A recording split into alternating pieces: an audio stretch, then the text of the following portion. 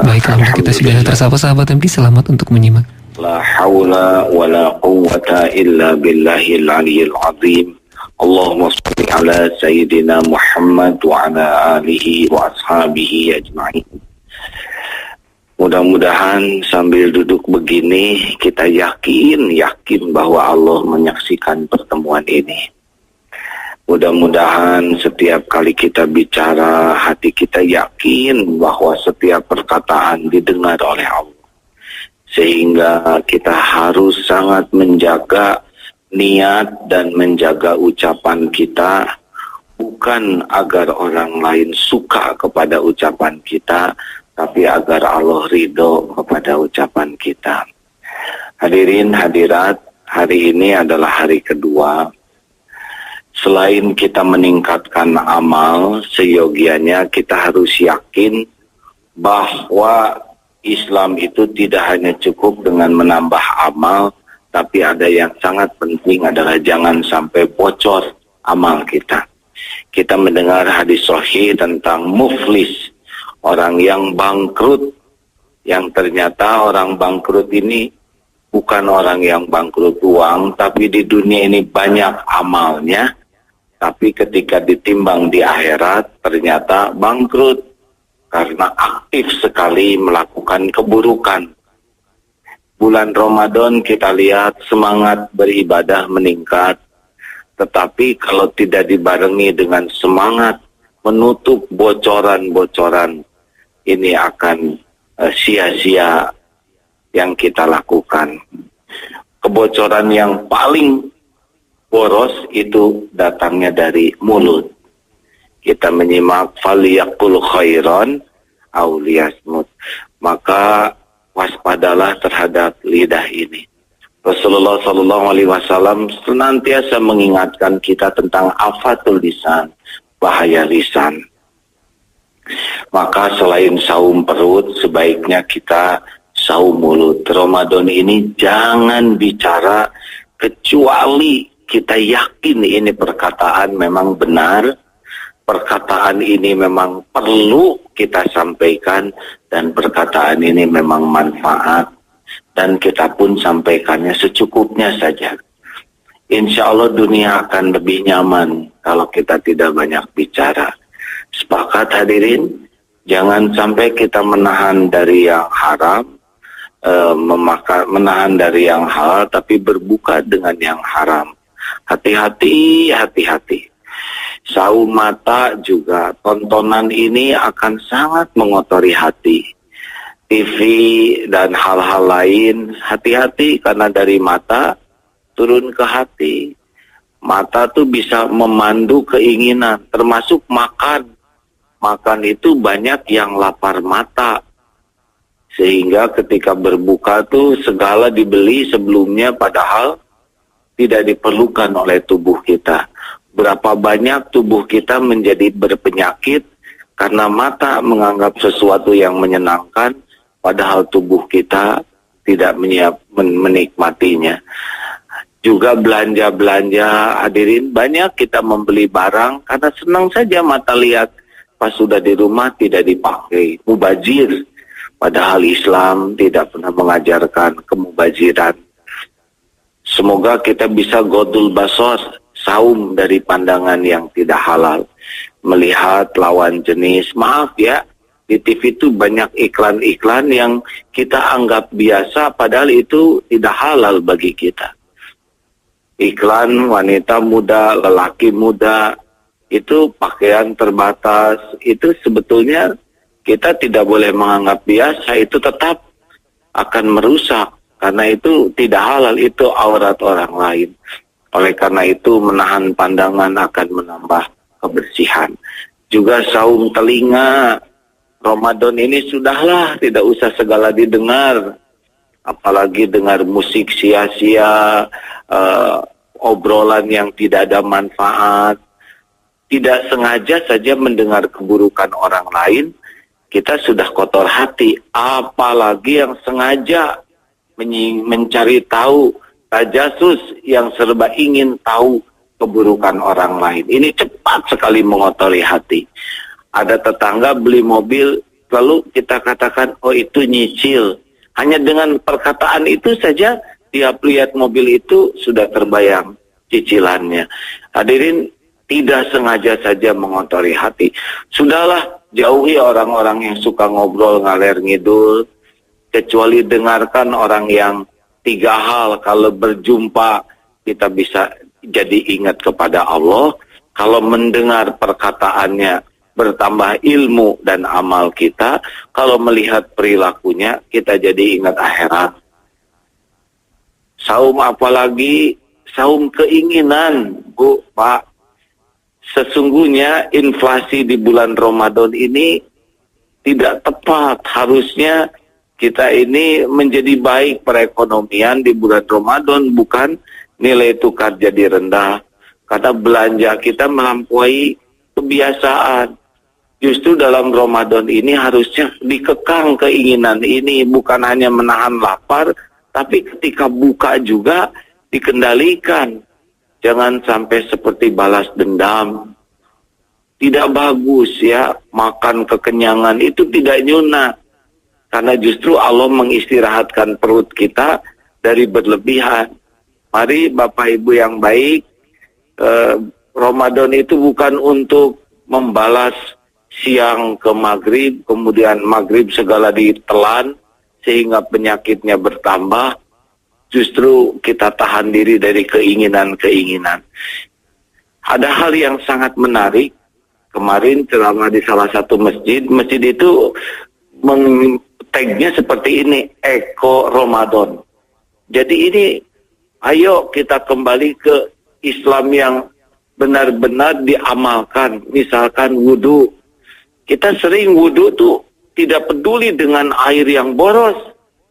Padahal kemubaziran ini adalah kawannya setan. Harusnya benar-benar wudhu itu wudhu yang islami, yang hemat airnya.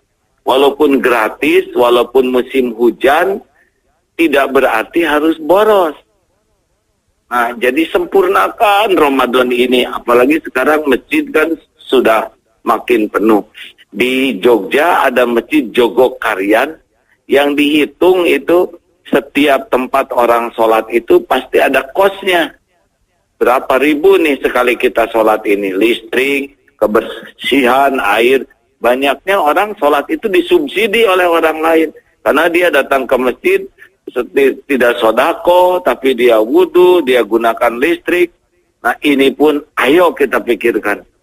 Di Ramadan ini kita sadar bahwa setiap ke masjid itu ada kosnya.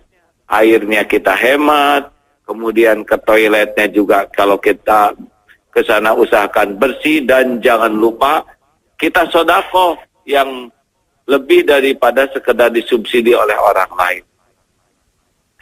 Jadi wudhu yang hemat, kemudian makanan jangan ada yang terbuang, jangan ada yang tersisa. Penggunaan plastik tanpa kita sadari itu juga sudah menyampah, dan ini membebani bagi generasi yang akan datang. Sepertinya sepele, tapi Islam tuh benar-benar orang bertakwa tuh hati-hati dalam segala bersikap. Seperti berjalan di sekitar onak dan duri. Tidak hanya cukup menjaga lisan, menjaga pikiran, tapi juga harus menjaga hal-hal yang lainnya. Contoh, Pak, seringkali kita lihat tabligh dibagikan makan dan minum. Dan sesudah itu berantakan di masjid itu. Padahal itu acara islami. Tapi ya udah hanya seperti ini. Mari Bapak Ibu, kita usahakan terjadi perubahan dari berbagai hal. Tidak hanya berubah dalam ibadah, tapi juga menjadi lebih baik, tapi berubah dalam menggunakan mulut, mata, telinga, pikiran, hati, dan pola kehidupan kita sehari-hari. Sepakat hadirin? Jadi Ramadan itu nanti 30 hari pembiasaan itu, sesudah Ramadan lisan terjaga, pandangan terjaga, pendengaran terjaga, keinginan juga terkendali, dan juga dalam kehidupan ini seperti mencuci piring sendiri, tidak ada makanan yang bersisa, kemudian semuanya serba dihemat. Justru yang dibuka itu adalah sodakohnya. Makanan kita hemat, sedekahnya yang kita buka. lebih leluasa. Rasulullah SAW di bulan Ramadan itu seperti angin dalam sedekah tuh, ringan saja. Nah, mudah-mudahan dengan cara seperti ini, kalau kita punya target 30 hari melakukan pembiasaan dan semuanya diniatkan, man shoma ramadanan imanan wahtisaban ghufira lahu ma taqaddama min dzambi.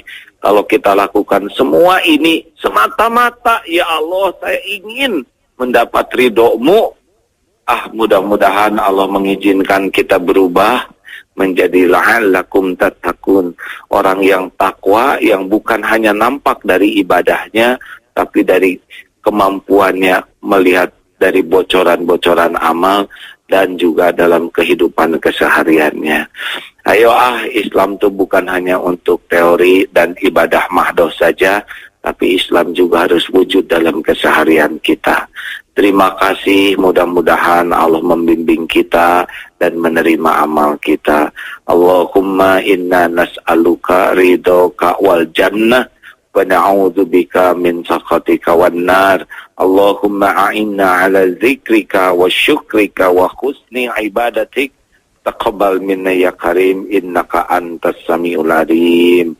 Rabbana atina fid dunya hasanah wa fil akhirati hasanah wa qina azabannar. Subhana rabbika rabbil izzati amma yasifun. Wassalamun alal mursalin walhamdulillahi rabbil alamin. Assalamualaikum warahmatullahi wabarakatuh. Waalaikumsalam warahmatullahi wabarakatuh. Kita akan langsung sapa. Assalamualaikum warahmatullahi wabarakatuh, Ustaz. Waalaikumsalam warahmatullahi wabarakatuh. Baik, alhamdulillahirabbil alamin. Silakan, Ustaz. Baik, bismillahirrahmanirrahim. Alhamdulillahirabbil wassalatu wassalamu asyrafil anbiya wal mursalin wa ala alihi wa ashabihi ajmain, amma ba'du. Hadirin jamaah rahimakumullah serta para pendengar MK pagi yang Allah muliakan. Mudah-mudahan Allah Subhanahu wa taala memberikan kita bimbingan untuk menjalankan keistiqomahan dalam ibadah kita keseharian, ya amin. Dan mudah-mudahan kita bisa mengisi Ramadan. Tadi Agim sudah menyampaikan beberapa hal berkenaan tentang Ramadan. Intinya agar selalu ada peningkatan Ramadan kita. Dari Ramadan ke Ramadan kita selalu melewatinya. Nah, mudah-mudahan Ramadan ini lebih baik daripada Ramadan sebelumnya, ya amin. Maka ada beberapa amalan dalam mengisi Ramadan, caranya seperti apa? Kalau kita mengisi hajian, itu ada cara mengisi hajian. Karena haji itu jamaah itu 40 hari. Jadi kalau dihitung 2 atau 3 hari itu perjalanan. Kemudian 23 hari itu berada di Mekah Al-Mukarramah. 8 atau 9 hari berada di Madinah. Dan sekitar 5 atau 6 hari itu Armina, Arafah, Mina, Muzdalifah. Nah, itu harus diisi dengan sebaik-baiknya. Itu 40 hari. Nah, kita Ramadan 30 hari, 29 atau 30, ini harus kita isi dengan sebaik-baiknya. Apa saja yang perlu kita isi? Tentu harus dengan nilainya ibadah. Kalau kita urut, ya, mulai kita sahur. Tentu sebelum sahur usahakan salat tahajud, ya, kita lakukan. Kalau mau misalkan salat tobat terlebih dahulu atau salat hajat bisa kita lakukan tuh. Kemudian setelah itu kita melakukan sahur, usahakan sahurnya diakhirkan. Jangan terlalu awal. Karena sahur yang terakhir itu adalah sahur yang paling bagus. Umatku selalu dalam kebaikan seandainya mereka itu mengakhirkan sahur dan menyegerakan berbuka. Jadi kebalikan, ya. Kalau buka kita segerakan, jangan sholat maghrib dulu, tapi segera berbuka, tajil. Bahkan jangan sampai beres azan baru buka, jangan. Pokoknya azan kumandang itu sunnah langsung buka, jangan dinantikan. Dan begitu juga ketika akhir sahur diakhirkan, ini sangat disunnahkan, dianjurkan. Sekitar 50 bacaan syiat Quran dalam hadis yang disampaikan oleh Anas bin Malik, itu sekitar kita membaca ayat syiat Quran 50 ayat secara tartil. Ya kurang lebih setengah jam lah ya, setengah jam. Misalkan subuh 4:30, jam 4 lah itu yang paling terbaik sahur kita. Kemudian di kita ada imsak. Imsak. Kalau di negara Timur Tengah nggak ada imsak ini ya. Nah ini di kita tentu baik, itu baik juga. Karena itu untuk mempersiapkan diri kita dengan sikat gigi, ke toilet, kamar mandi ya. Untuk mempersiapkan sholat subuh secara berjamaah. Jadi urutannya silakan sholat tahajud dulu. Kemudian melakukan sahur. Kalau mau misalkan baca Al-Quran dulu terlebih dahulu. Kemudian sahur. Dan memperbanyak istighfar dalam sahur. Di dalam surat Az-Zariyat Allah menjelaskan ciri orang yang bertakwa diantaranya wabil asharihum yastaghfirun. Jadi waktu sahur mereka beristighfar. Nah jadi jangan sampai dilewatkan istighfar waktu sahur. Kemudian kita berjamaah salat subuh, usahakan sampai kapan? Sampai syuruk minimal. Jadi subuhnya berjamaah. Kalau kita subuh berjamaah itu pahalanya kita akan mendapatkan qiyamul lail semalam suntuk. Semalam suntuk itu subuh berjamaah. Tentu diawali dengan sholat qobliyah subuh atau sholat sunnah fajar. Jangan sampai ketinggalan sholat sunnah fajar. Kenapa? Karena rakaat al-fajri khairun minad dunya wa ma fiha. 2 rakaat fajar itu lebih baik daripada dunia ataupun bumi dengan isinya. Ini lakukan 2 rakaat. Bacaannya qul ya kulhu boleh ya, itu yang sunnah. Setelah itu baru berdoa. Ada waktu biasanya, ada jeda. Setiap masjid beda-beda dari azan ke qomat. Diisinya apa? Azan ke qomat itu kita melakukan sholat qobliyah subuh atau sholat sunnah fajar sama saja. Setelah itu kita berdoa kepada Allah karena doa di antara azan dan qomat itu doanya mustajab. Walaupun pendek gak apa-apa. Misalkan minimal ya. Rabbana atina fid dunya hasanah wa fil akhirati hasanah qina azabannar. Itu sudah komplit itu doa itu. Itu doa cerdik, doa pandai dalam Al-Qur'an ya. Dunianya bagus, akhiratnya bagus. Mau apa lagi? Atau doanya Rasulullah sallallahu alaihi wasallam yang Rasulullah meminta segala kebaikan. Maka kita tinggal copy paste. Di antara doanya Allahumma inna nas'aluka khaira ma sa'alaka minhu nabiyyuka Muhammadun sallallahu alaihi wasallam wa na'udzubika min syarri ma sta'azaka minhu nabiyyuka Muhammadun sallallahu alaihi wasallam. Apa artinya? Ya Allah, aku meminta kepadamu apa yang Rasul minta dari kebaikan. Dan kami berlindung kepadamu ya Allah apa yang Rasul berlindung kepadamu dari kejahatan. Beres. Jadi udah di-cover oleh Rasulullah. Rasul minta baik, ya kita pun minta baik begitu. Rasul minta supaya dilindungi dari kejahatan, kejelekan, nah kita pun tinggal copy paste begitu dari Rasulullah. Nah itu silahkan pakai doa itu. Kemudian sholat subuh secara berjamaah. Subuh, setelah subuh usahakan terus zikir, doa, atau tilawah Al-Quran, atau sambil dengar MQ pagi ini, atau majlis taklim yang lainnya silahkan. Sampai syuruk, kurang lebih jam 6. Kemudian salat 2 rakaat, salat sunnah syuruk atau isyraq. Man shallal fajra fi jama'atin thumma qa'ada fi musallahu wa yazkurullaha hatta tatlu'a syamsu. Jadi barang siapa yang salat subuhnya berjamaah, kemudian dia duduk zikir di sana, duduk kemudian zikir, berdoa silakan, atau majlis taklim silakan ya. Sampai kapan? Sampai terbit matahari, kemudian sholat 2 rakaat, maka pahalanya sama dengan haji dan umroh sempurna. Jangan tidur habis subuh itu ya. Kalau ngantuk seperti ini nggak apa-apa lah ya, wajar. Karena sahurnya terlalu dini mungkin ya. Jadi nggak apa-apa. Dapat pahala. Tidur di majlis taklim itu dapat pahala. Di antaranya apa? Malaikat akan memohonkan ampunan kepada Allah. Orang yang berada di majlis taklim, majlis ilmu, walaupun dia ngantuk nggak apa-apa, walaupun dia bengong gitu nggak jadi masalah, sudah dapat keutamaan. Kemudian dari situ tidak lama, 1/4 jam lah ya. Kemudian sholat duha baru pulang. Kalau tidak ya pulang dulu misalkan. Duhanya nanti jam 8, jam 9, 10 silahkan aja duhanya. Kemudian kalau mau istirahat sebelum zuhur atau pada zuhur itu silahkan. Jangan pada asar, jangan pada subuh, itu aja. Silahkan untuk istirahat. Rasul pun menyampaikan dalam hadisnya, bantulah sholat malammu dengan tidur siang, dan bantulah puasa kamu dengan sahur, kan gitu. Kalau kita ingin puasa, bantu dengan sahur. Kalau kita ingin qiyamul lail, maka bantu dengan tidur siang. Orang tidur siang itu kan beda-beda ya. Ada yang dikatakan sleeping cat gitu ya. Pokoknya rebahan udah aja. Kalau bagus sudah ya, tidak ada pikiran apapun, udah paling seperempat jam udah bagus, itu udah. Tapi itu tidurnya yang berkualitas ya. Tapi kalau masih mikir kemana-mana, nah, biasanya lama ya. Itu mukodimah aja sudah lama. Nah, maka usahakan supaya tidurnya bagus ya. Itu usahakan berwudu, dawam wudu. Ini dawam wudu bagus ya, dawamkan wudunya. Kemudian sholat zuhur berjamaah, usahakan zuhur berjamaah juga.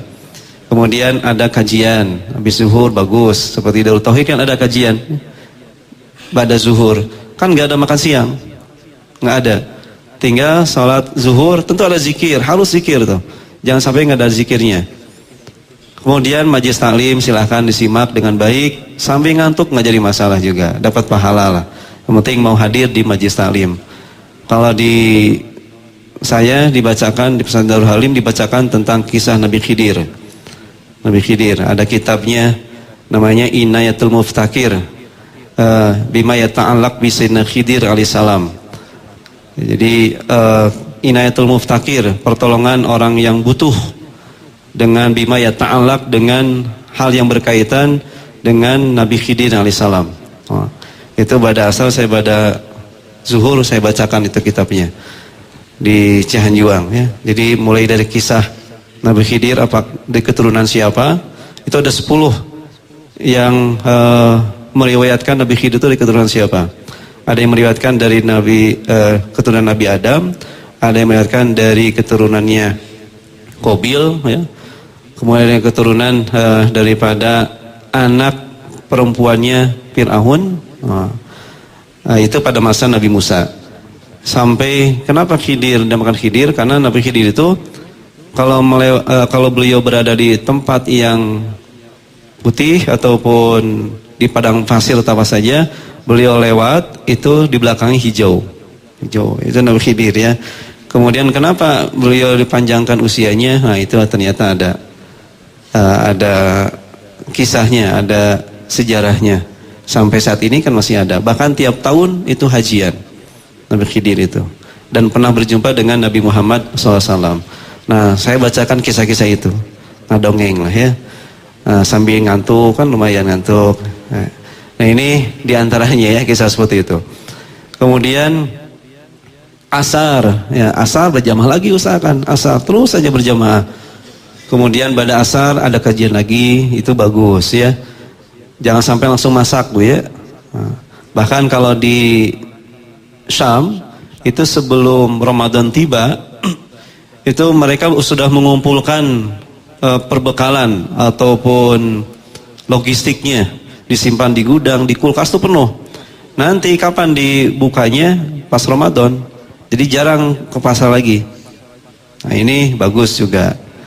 Kalau sekarang kan modelnya model telepon, bagus ditimbang ke pasar. Aduh, ya, mendingan telepon aja. Ke pasar beberapa saat saja ya, karena akan menghabiskan waktu. Kemudian juga tempat yang paling jelek itu apa? Pasar.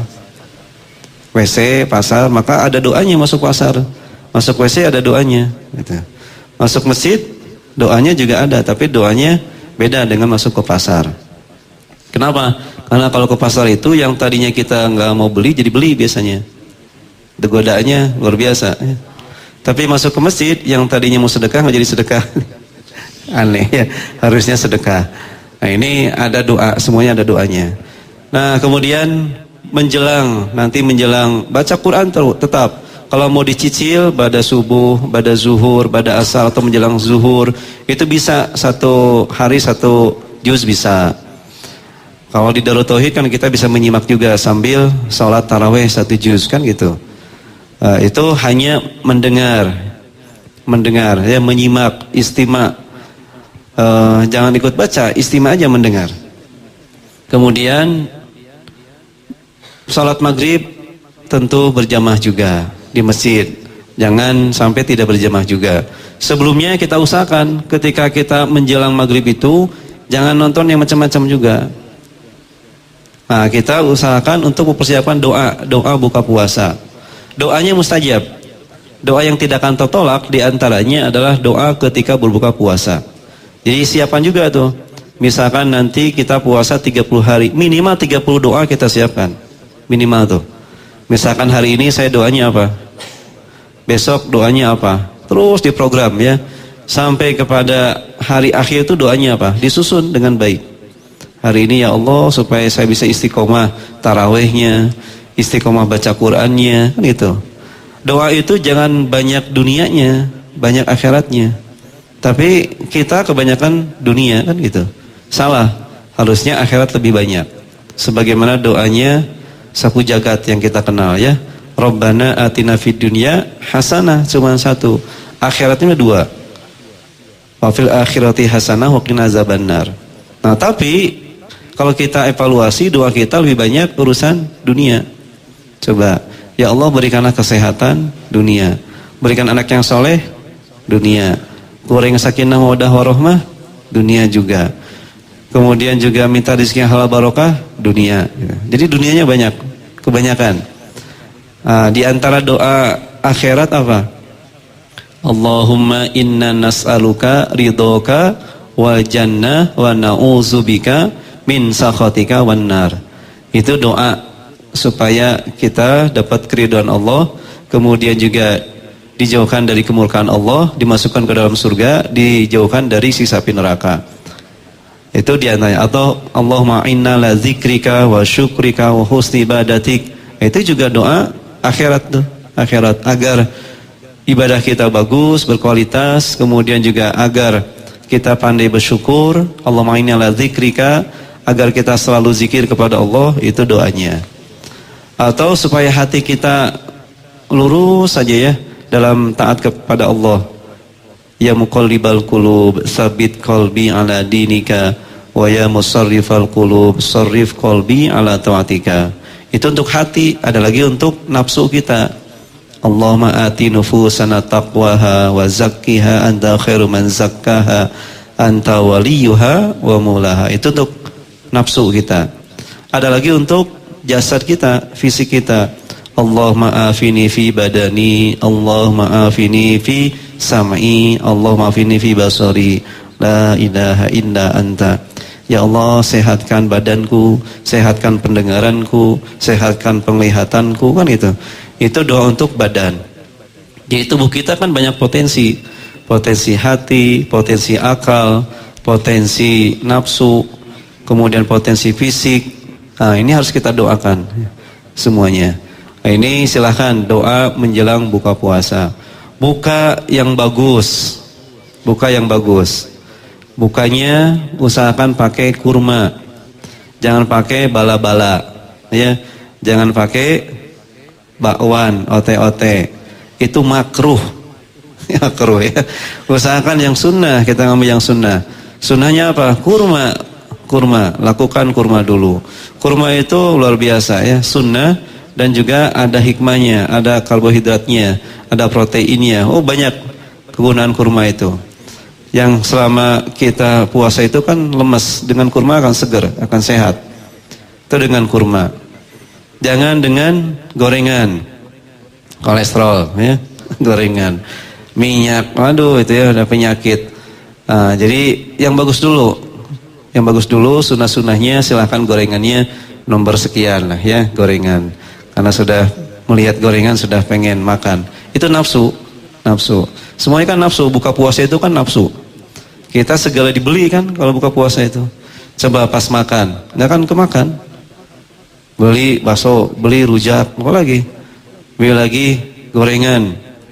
Kemudian belum makanannya lagi, belum sirup, belum lagi es cendol. Ada lagi puasa begini. Kayaknya kalau siang enak deh ceritakan seperti ini. Nah, itu biasanya orang itu beli segala itu nafsu, hati-hati. Maka doanya tadi, Allahumma ati nufusana taqwaha wa zakkiha anta khairu man zakkaha anta waliyuha wa maulaha. Agar nafsu kita itu benar-benar dibimbing oleh Allah begitu. Sehingga tidak sembarangan beli, mubazir. Bagusnya kita bawa ke masjid dengan orang-orang buka bersama kalau mau beli banyak gitu ya. Segala ada, ya udah bawa ke masjid sama-sama. Pasti nggak akan kemakan sendiri. Dengan berbagi juga itu dapat pahala tersendiri. Kemudian habis itu jangan terlalu banyak makan karena taraweh bahaya. Apalagi Darut Tauhid ya, 1 juz 23 rakaat. Itu bisa pindah saf ya. Saya pernah lihat ada teman waktu taraweh di Masjidil Haram yang tadinya di saf belakang jadi ke depan. Saking ngantuknya terlalu ada ke depan. Ya pura-pura akhirnya ke belakang aja lewat. Jadi pura-pura nggak ngantuk. Ada lagi anak kecil dibangunin oleh ibunya. Kemudian takbir langsung dan dia bukan menghadap kiblat, kembali kiblat. Pada ketawa orang ketika itu ya. Jadi kebalik gitu ya. Ada yang sujud sampai salam, ada begitu ya. Karena sujudnya lama, karena ngantuk. Nah ini kenapa? Karena bukanya nggak bagus. Bukanya terlalu kenyang. Nah ini diatur. Kalau Imam Nawawi ini adalah pengarang Riyadhus Shalihin, bukan Syekh Nawawi ya. Ada Syekh Nawawi, ada Imam Nawawi. Kalau Syekh Nawawi itu orang Jawa, orang Indonesia. Pengarang Irsyadul Ibad katanya.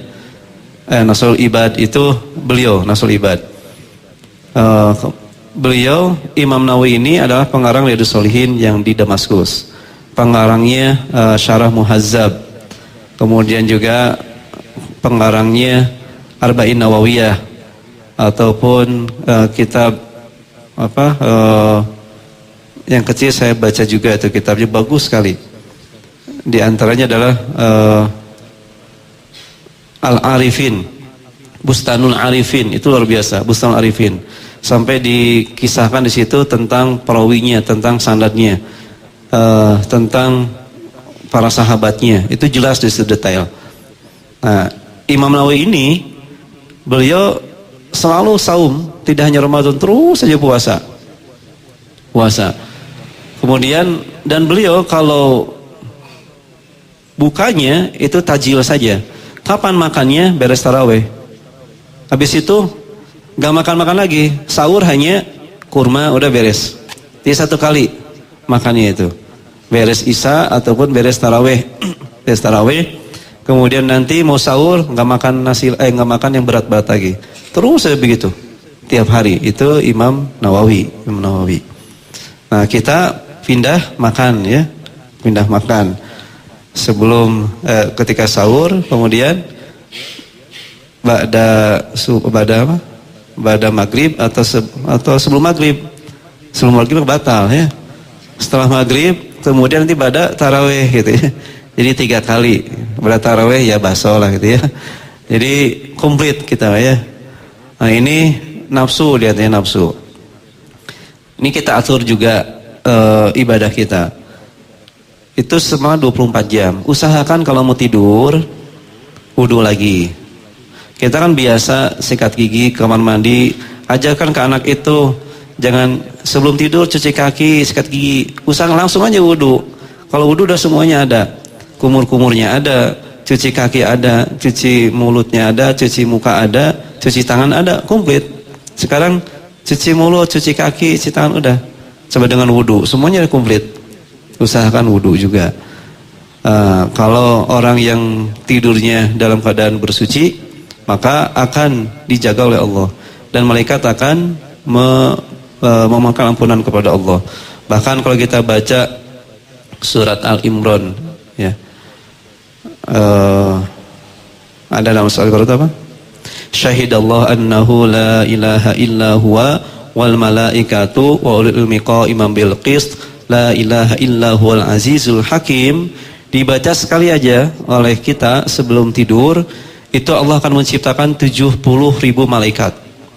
Allah menciptakan 70.000 malaikat yang tugasnya adalah memohonkan ampunan kepada Allah untuk orang itu sampai hari kiamat, nggak berhenti. Besok kita mau tidur baca lagi. Satu ayat saja. Syahidallahu annahu la ilaha illa huwa wal malaikatu wa ulul ilmi qaiman bil qist la ilaha illa huwal azizul hakim. Menciptakan lagi 70.000 malaikat. Sampai Allah akan menciptakan terus tiap malam kalau kita baca itu. Al-Imran ayat berapa tuh? Syahidallahu annahu. Saya lupa, nanti dicek ya. Syahidallahu annahu la ilaha illa huwa wal malaikatu wa ulul ilmi qaiman bil qist la ilaha illa huwal azizul hakim. Kalau enggak 19 ya. Tuh. Dicek di Al-Qur'an. Ini silahkan sebelum tidur. Sehingga tidurnya pun berkualitas, nyaman ya. Insya Allah mimpinya bagus ya. Mudah-mudahan juga berjumpa dengan Rasulullah SAW. Ini ada amalan dari Imam Syafi'i, hadis riwayat Imam Syafi'i. Ketika itu ada seorang orang tua yang sudah sepuh, nggak bisa jalan, udah tua renta lah, yang ada di kota Syam di Damaskus. Kemudian orang tua ini ingin berjumpa dengan Rasulullah SAW. Akhirnya anaknya dari Damaskus itu pergi ke Madinah dan mengatakan, ya Rasulullah, bapak saya ingin berjumpa denganmu ya Rasulullah. Kemudian kata Rasulullah, ajak saja ke sini ke Madinah. Ya Rasul, boro-boro datang ke Madinah ini. Beliau sudah sepuh, sudah tua renta, nggak mungkin. Maka Rasul pun menyampaikan kepadanya, tolong bacakan salawat pendek. Sallallahu ala Muhammad. Sallallahu ala Muhammad. Kemudian si pemuda ini anaknya pulang ke Syam dan menceritakan, menyampaikan apa yang disampaikan Rasulullah sallallahu alaihi wasallam, dan beliau mengamalkan, malamnya mimpi berjumpa dengan Rasulullah sallallahu alaihi wasallam. Hadis riwayat Imam Syafi'i. Imam Syafi'i dan Imam Bukhari ini lebih awal Imam Syafi'i. Hati-hati. Jadi kalau Imam Syafi'i dalam kitabnya nggak akan meriwayatkan Imam Bukhari, karena Imam Bukhari itu adiknya di bawah. Imam Syafi'i itu 150 Hijriah. Imam Bukhari 200 Hijriah. Gak mungkin Imam Syafi'i kemudian hadis meriwayatkan dari Imam Bukhari. Seperti misalkan anak saya belum lahir, sudah menceritakan ya, masih jauh. Jadi 50 bedanya itu. Imam Syafi'i 150 Hijriah lahirnya, Imam Bukhari 200 baru lahir. Nah itu diantaranya ya. Jadi kita kadang-kadang terjebak. Ya, mana mazhab Syafi'iyah, nggak ada hadis riwayat Imam Bukhari dan Muslim. Bukhari Muslim itu mazhabnya Syafi'iyah. Imam Bukhari, Muslim, kemudian juga Imam Nasai, Imam Tirmizi, itu mazhabnya Syafi'iyah. Nah ini diantaranya amalan-amalan untuk mengisi Ramadan. Pokoknya Ramadan harus berkualitas. Televisi ya kita mulai direm lah ya. Kalau yang bermanfaat kita tonton. Kalau menambah iman kita bisa nonton. Tapi kalau merusak iman, melemahkan ibadah kita, menghabiskan waktu yang hanya 30 hari ini, lebih baik kita matikan ya, matikan. Itu nafsu, hati-hati ya, sesaat menggoda. Setel aja sedikit, oh, gosip ada di situ ya. Saya sedikit joget, wah ada segala ya. Belum lagi iklan haus, ya, kemudian minum, wah segala ada kan ya. Itu kan makruh, lihat iklan makanan, minuman gitu ya. Mencium bauan saja ya, ketika saum itu makruh. Misalkan ada tukang roti, kemudian kita lewat, aduh enak, nah itu udah makruh. Walaupun nggak batal, tapi makruh ya. Ini juga kita jaga yang demikian. Ya mudah-mudahan kita bisa mengisi Ramadan yang sangat singkat ini, hanya 2-30 hari ini, dengan sebaik-baiknya kita sama-sama saling mengingatkan ya. Baik, kalau ada yang perlu didiskusikan silahkan Kang. Baik, kami undang sahabat MK di pagi hari ini di 022 2017-076 di 022-2017-076. Bagi Anda yang bergabung bersilaturahim, dan bagi Anda yang berada di luar negeri sahabat MK, Anda bisa menambahkan kode area Indonesia di 62-22-2017-076. Dan bagi Anda sahabat MK yang sudah tersambung, harap untuk bisa mengecilkan volume radio terlebih dahulu untuk memaksimalkan suara yang masuk ke studio. Sudah ada yang bergabung di line telepon. Assalamualaikum warahmatullahi wabarakatuh. Waalaikumsalam warahmatullahi wabarakatuh. Baik, alhamdulillah. Ibu siapa, di mana Ibu? Dengan Lila di Cianjur. Ya, baik sahabat Lila di Cianjur. Assalamualaikum warahmatullahi wabarakatuh, Ustadz. Waalaikumsalam warahmatullahi wabarakatuh. Silahkan Teh. Ya, saya izin bertanya, mungkin punten kalau tidak berkaitan dengan tema hari ini. Yang pertama yang ingin saya tanyakan yaitu tentang pelaksanaan sholat sunnah zikrul wudu. Itu dilaksanakan setiap kali setelah wudu atau misal sebelum sholat fardu kan itu pasti wudu dulu. Nah itu sholat zikrul wudu dulu atau bagaimana? Terus dibatasi atau tidak pelaksanaan sholat zikrul wudu itu? Terus yang kedua, saya ingin menanyakan tentang arti dari Quran Surat Al-Hadid ayat 4 yang fi sifati ayyam, yang dia huwallazi khalaqas samawati wal ardi fi sifati ayyam. Dia yang menciptakan langit dan bumi dalam 6 masa. Nah, 6 masanya itu penjelasannya ya Ustaz. Karena yang saya baca itu tafsirnya punten bila lepas dari hari Ahad hingga Jumat. Nah, itu mohon penjelasannya. Mungkin itu saja Ustaz. Terima kasih banyak. Assalamualaikum warahmatullahi wabarakatuh. Waalaikumsalam warahmatullahi wabarakatuh. Baik, tentang surat Al-Hadid saya harus lihat tafsirnya dulu ya. Nggak berani untuk menafsirkan. Mohon maaf. Nanti bisa dilihat dalam tafsir Munir karangan Dr. Zuhairi juga silahkan ya. Kemudian tafsir Misbah itu bagus juga. Karangan Profesor Pak Kores Shihab itu juga bagus, silahkan. Al-Azhar juga bagus. Kemudian tentang syukrul wudu. Setiap kita beres wudu itu sunnah salat syukrul wudu. Walaupun pada waktu yang terlarang. Misalkan pada asar kita udah salat, kemudian pengen dawam wudu atau mau ngaji Quran karena batal kita wudu kemudian salat sunnah 2 rakaat dinamakan salat syukrul wudu. Itu tetap sunnah walaupun pada waktu yang terlarang. Dinamakan dengan sabab mutaqaddim karena ada sebab. Boleh kalau ada sebab salat di waktu yang terlarang. Di antaranya syukrul wudu. Sama dengan salat tahiyatul masjid. Itu boleh waktu yang terlarang. Pada asar ibu-ibu ada pengajian, masuk ke masjid, salat tahiyatul masjid walaupun pada waktu yang terlarang. Kenapa? Boleh karena ada sebab. Nah, jadi langsung ada yang ulama menyatakan ya langsung jangan sampai kering. Jadi kalau udah misalkan wudunya di rumah, masjidnya jauh ke Darut Tauhid misalkan ya, itu sudah bukan syukrul wudu lagi. Jadi langsung, walaupun ada sebagian ulama memperbolehkan. Yang penting tidak ada kegiatan yang lain, langsung sholat syukrul wudu. Kemudian syukrul wudu dulu ataukah qobliyah? Qobliyah, misalkan waktunya mepet. Maka boleh digabung dua-duanya. Karena syukrul wudu udah otomatis nanti. Termasuk tahiyatul masjid bisa tercover juga dengan qobliyah kalau waktunya mepet. Wallahu bisawab. Ya, silahkan. Baik, kami undang kembali sahabat MK di 022-2017076. Bagi Anda yang bergabung bersilaturahim di pagi hari ini di 022-2017076. Dan bagi Anda sahabat MK yang sudah tersambung, harap untuk bisa mengecilkan volume radio terlebih dahulu untuk memaksimalkan suara yang masuk ke studio. Sudah bergabung kembali di line telepon. Assalamualaikum warahmatullahi wabarakatuh. Waalaikumsalam warahmatullahi wabarakatuh. Baiklah, Ibu siapa, di mana Ibu? Ibu Titi di Setiabudi. Ibu Titi silakan. Assalamualaikum Ustadz. Waalaikumsalam warahmatullahi wabarakatuh. Silahkan Ibu.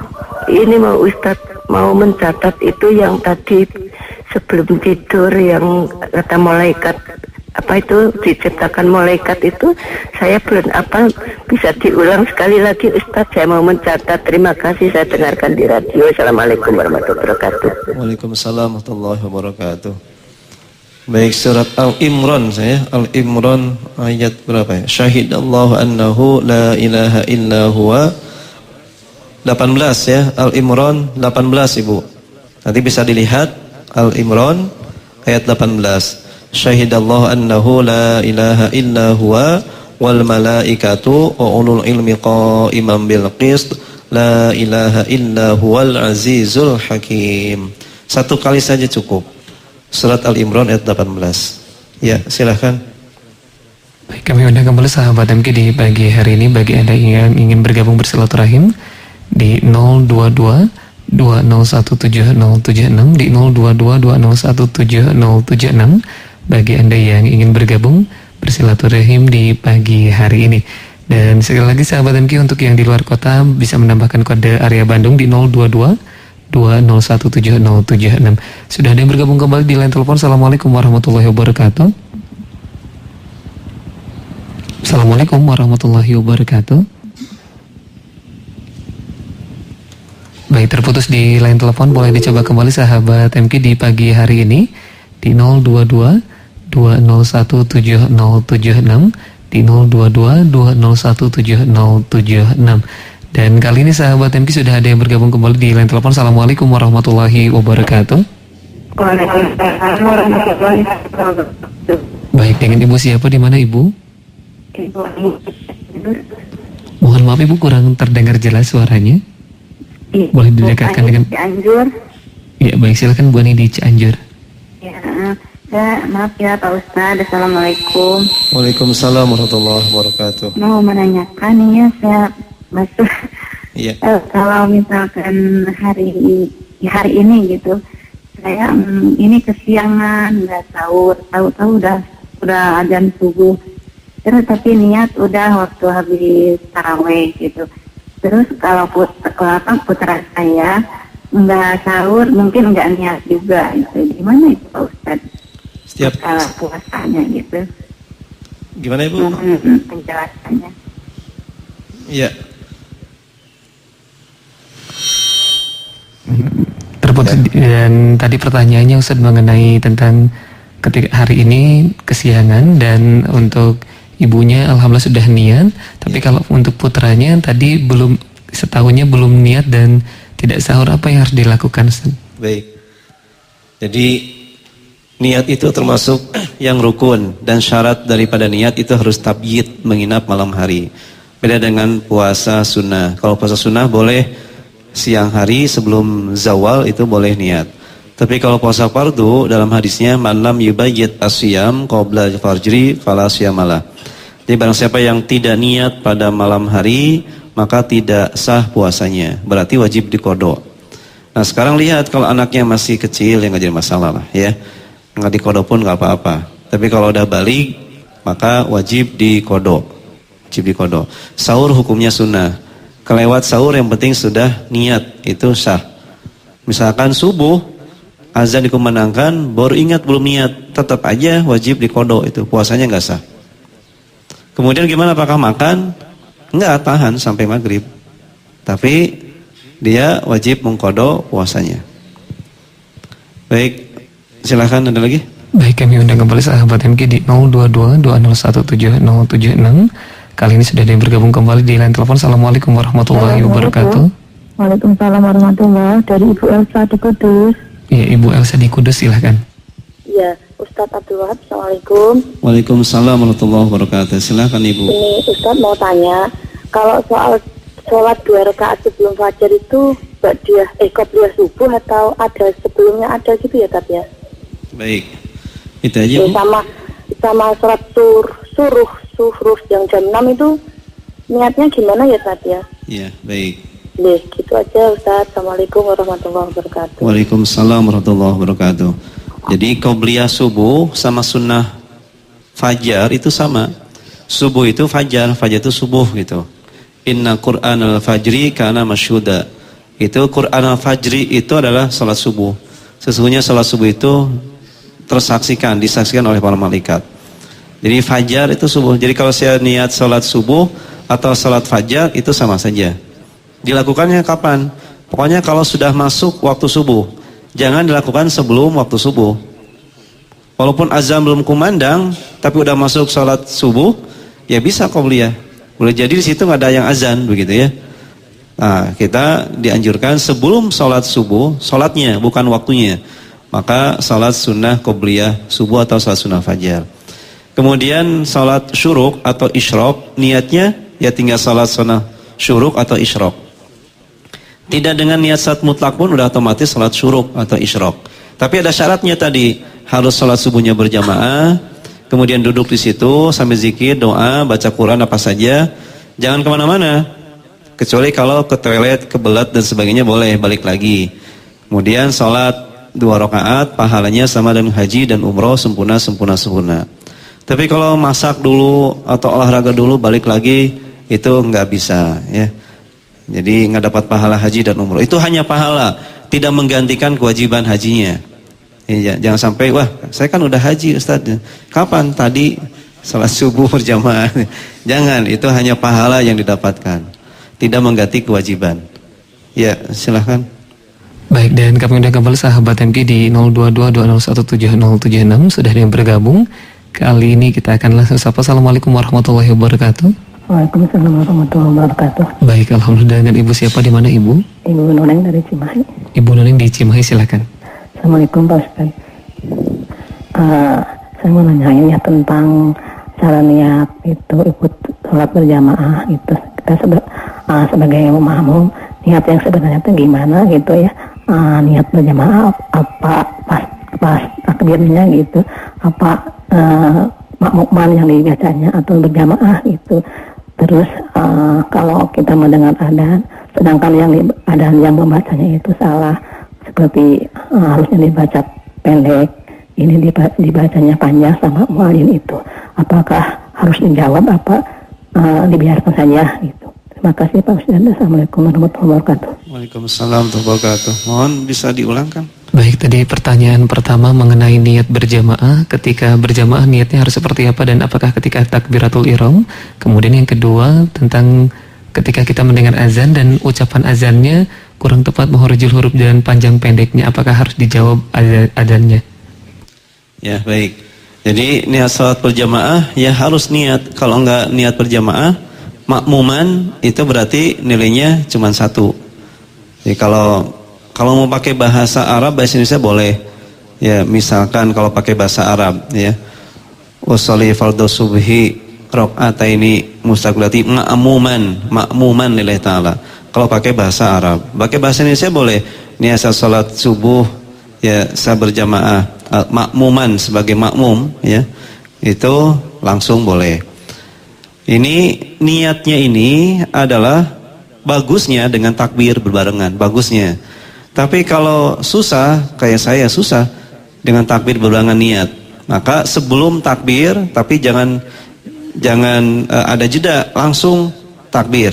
Jangan setelah niat kemudian ngobrol baru takbir, itu nggak sah.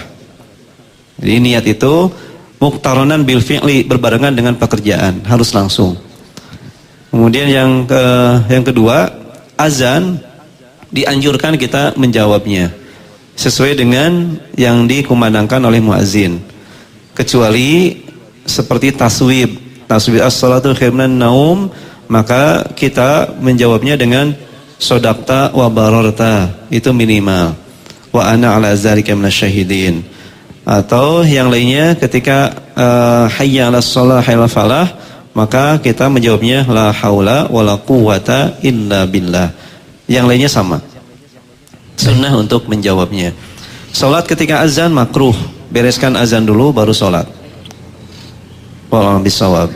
Baik, terima kasih. Dan kali ini penelpon terakhir di pagi hari ini. Assalamualaikum warahmatullahi wabarakatuh. Waalaikumsalam warahmatullahi wabarakatuh. Baik, alhamdulillah. Dengan Ibu siapa, di mana Ibu?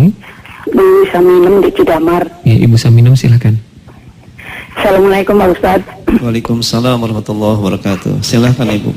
Ya, ini mau nanya, kalau sholat di masjid kan makmum ya, terusan imamnya kan misalnya salah, ada yang mengingatkan di belakang. Tapi kalau sholat sendiri, bacaannya salah, misalnya suratnya gitu, sampai 2 kali itu, apakah batal apa diganti surat yang lain gitu? Baik. Ya cuman gitu aja Pak Ustaz. Assalamualaikum warahmatullahi wabarakatuh. Waalaikumsalam warahmatullahi wabarakatuh. Baik, itulah pentingnya berjamaah ya. Kalau sendiri gimana? Yang penting yang rukun kauli jangan sampai salah. Rukun kauli itu hanya 4 Bu. Yang pertama niat, takbiratul ihram, jangan sampai salah pengucapan takbiratul ihram. Yang keduanya al-fatihah, jangan sampai salah.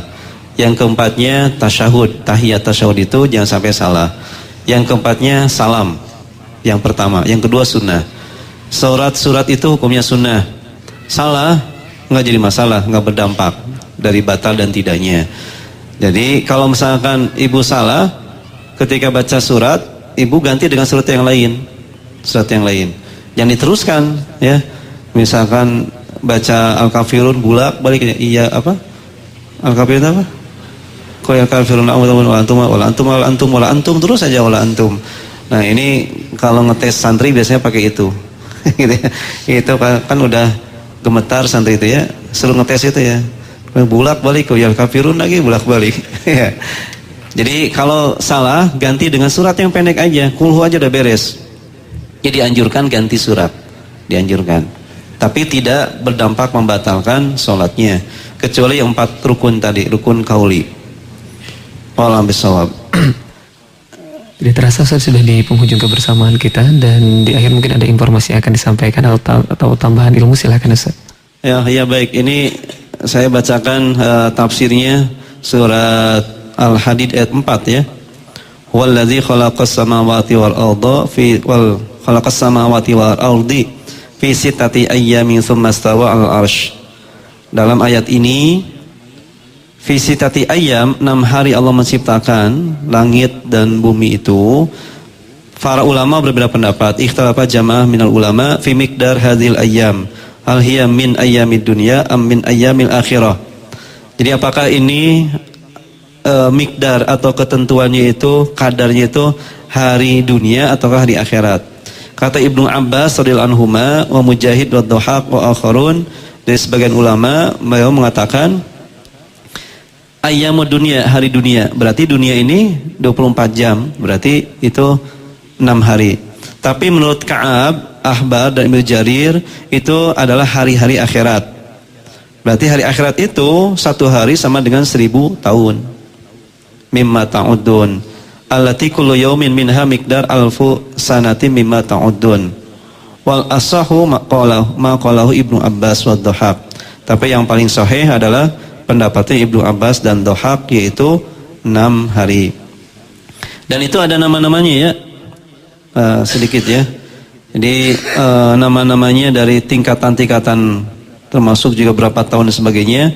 Kata Wahab bin Munabbih juga berkata, di saat Allah memisahkan bumi dan membaginya menjadi 7 bagian, jadi Allah memberikan nama pada tiap-tiap tingkatan dengan nama-nama diantaranya.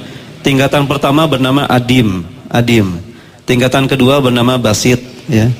Tingkatan ketiga namanya Thaqil, tingkatan daripada bumi ya.